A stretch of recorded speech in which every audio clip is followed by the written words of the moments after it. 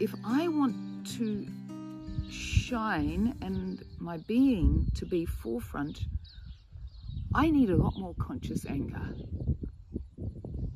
And I need fierce determination to not allow my gremlin to take over. A big part of what we have learned to do through patriarchy is the pressure that we put on ourselves. Pressure to create, to do this, and often ending up with so many things on our agenda and balls to juggle that it becomes actually that we don't thrive, right? And it's something I've done hugely in my previous life, and it is not something that I want to bring in to this life as an older woman, is that I can be a real container for having younger people's back, having which can look like being with children when they need to be with children, can look like noticing what it needs to be done and organizing it, can be like encouraging and supportive and blowing wind into their wings, can be like reminding them of things when they're in swampy places. It can be so many things. But I see that as because of the stage of my life, I have more time and energy to be present. And it doesn't mean that I also will, you know, I'm sure that I will do that myself, but I am better able to catch myself. And I very strongly see my role here as something that's a lot more spacious. Modern culture, really, I see what with older people, you get to a certain age and it is so prescribed, and I've always hated prescribed. Hey, you know, this is how it is. Younger, it was like, oh, this is my destiny to be a wife and a mother. Now this is my destiny to be an older person. So what do you know, you buy a camper van, you travel around, you spend lots of time with your grandchildren, but really you're quite invisible, and you really haven't got a lot to offer as an older person.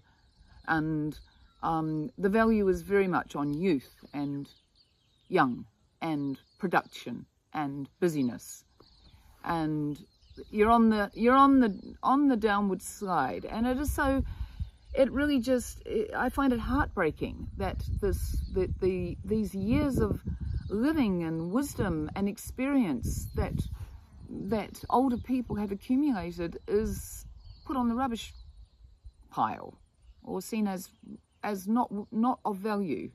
And for me personally, it's I've had to overcome my own stories, and am overcoming my own stories about comparing myself to younger people who might be more dynamic, or creating more, or faster and more productive, or whatever, and all many things that are wonderful.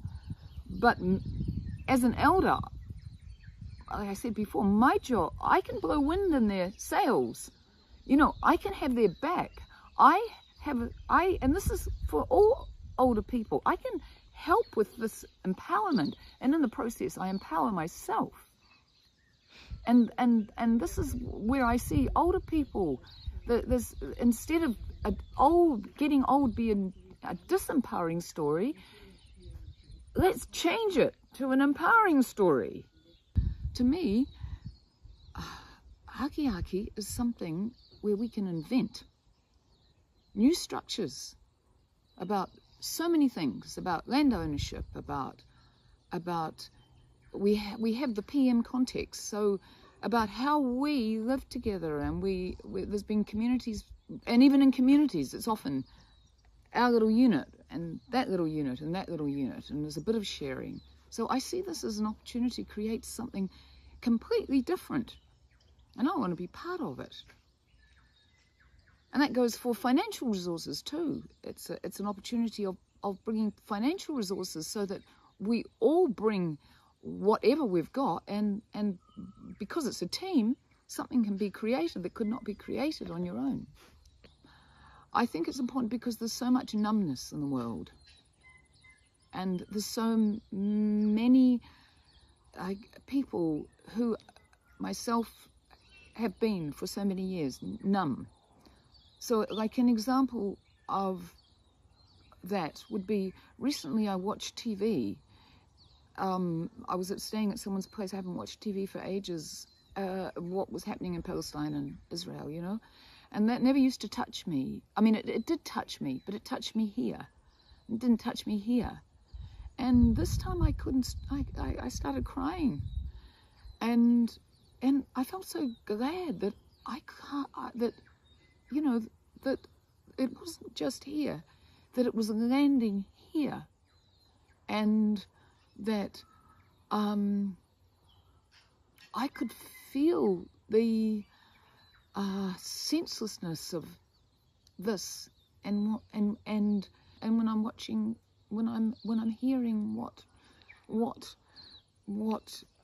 people in power are talking about, that it is okay to bomb children and women because we get at these people by, and so what the hell if we kill 5 or 20 or hundreds, it doesn't matter. If we get these people, I mean, that's what I mean, the senselessness really moved me. Yeah, and that's where I want to go with that's the motivation really with Entree, is I have been numb for so long, and it's been such joy to discover that I can feel. And so this is the thriving, that I'm talking about, to be able to open other people to something other than numbness. Yeah.